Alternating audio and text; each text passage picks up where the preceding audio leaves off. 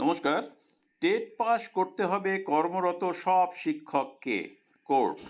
আনন্দবাজার পত্রিকার একটি রিপোর্ট আপনাদের সামনে আগে পড়ে শোনাই, তারপরে এই বিষয় নিয়ে আলোচনা করব। শিক্ষার অধিকার আইন শিশুকেন্দ্রিক আইন। শিক্ষকদের চাকরি শিশুদের শিক্ষার ভবিষ্যতের পথে বাধা হতে পারে না।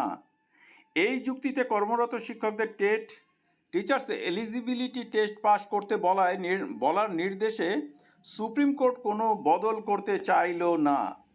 তবে সুপ্রিম কোর্টের বিচারপতি দীপঙ্কর দত্ত ও বিচারপতি মনমোহনের বেঞ্চ কর্মরত প্রাথমিক শিক্ষকদের জন্য টেট উত্তীর্ণ হওয়ার সময়সীমা 2027-এর 31শে আগস্ট থেকে বাড়িয়ে 2028-এর 31শে আগস্ট করতে রাজি হলো।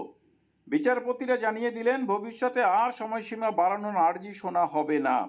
গত বছরের সেপ্টেম্বরে সুপ্রিম কোর্টের বিচারপতি দীপঙ্কর দত্ত এবং বিচারপতি মনমোহন রায় দিয়েছিলেন, শিক্ষার অধিকার আইন মেনে যেসব প্রাথমিক এবং উচ্চ প্রাথমিক শিক্ষকের টেট উত্তীর্ণ হওয়ার শংসাপত্র নেই, তাদের আগামী 2 বছরের মধ্যে টেট পাস করতে হবে, না হলে বাধ্যতামূলকভাবে চাকরি থেকে অবসর নিতে হবে।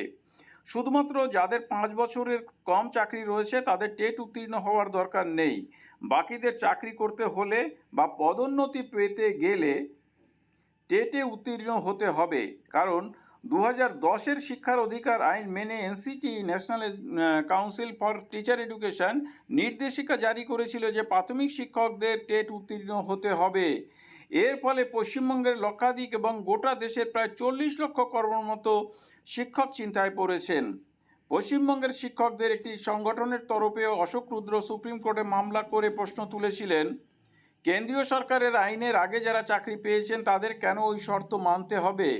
এই রায়ের পর্যালোচনার আবেদন করে সুপ্রিম কোর্ট একগুচ্ছ আবেদন হয়েছিল। প্রকাশ্য আদালতে সেই আর্জি শুনানির পরে গত 13ই মে বিচারপতি দীপঙ্কর দত্তের বেঞ্চ রায় সংরক্ষিত রাখে। শুক্রবার বিচারপতি দত্ত তার রায়ে বলেন, শিক্ষকদের টেট উত্তীর্ণ হওয়ার শর্ত কোনোভাবেই লঘু করা যাবে না। যদি যথেষ্ট সংখ্যক শিক্ষকের চাকরি চলে যায়, স্কুল চালাতে সমস্যা হবে, শিশুদের শিক্ষায় প্রভাব পড়বে। তাই টেট উত্তীর্ণ হওয়ার সময়সীমা 1 বছর বাড়ানো হবে।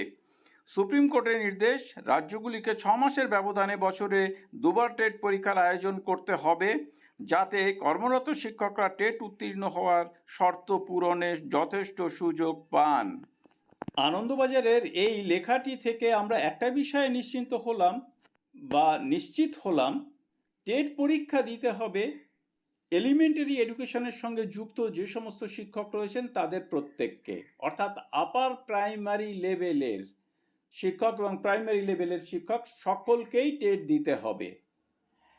এবার প্রশ্ন হচ্ছে যে হাই স্কুলে নর্মাল সেকশনে যে সমস্ত শিক্ষক নিযুক্ত রয়েছেন তাদের কি এই টেট দিতে হবে? মানে তাদেরকে কি এই টেট দিতে হবে? তা এখানে একটা জিনিস আমার মনে হয় সেটা হলো যে পশ্চিমবঙ্গের ক্ষেত্রে যারা এসএসসি দিয়ে 5 ক্যাটাগরিতে নিযুক্ত হয়েছেন বা তার আগে 5 ক্যাটাগরিতে নিযুক্ত হয়েছেন, তাদের হয়তো টেট দিতে হতে পারে।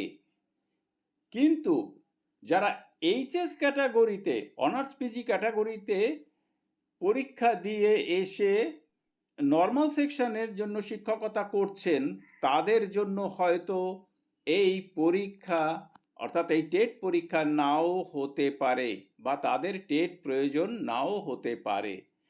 কেননা আমি সুপ্রিম কোর্টের যে রায় রয়েছে সেখানের প্রতিটি লেখা খুঁটিয়ে পড়ে দেখে যা বুঝলাম যে সেখানে বারবার বলা রয়েছে এলিমেন্টারি এডুকেশন সম্পর্কে। তাই আমার ধারণা এইচএসপিজি ক্যাটাগরিতে যারা পরীক্ষা দিয়ে এসছেন তাদের হয়তো এই টেট পরীক্ষা না দিলেও চলবে। তারপরেও রাজ্য সরকার বা শিক্ষা দপ্তর এই বিষয়ে কি সিদ্ধান্ত নেয় তার ওপর কিন্তু নির্ভর করবে এর ভবিষ্যৎ। সকলকে ধন্যবাদ জানিয়ে শেষ করছি। ভালো থাকবেন, সুস্থ থাকবেন।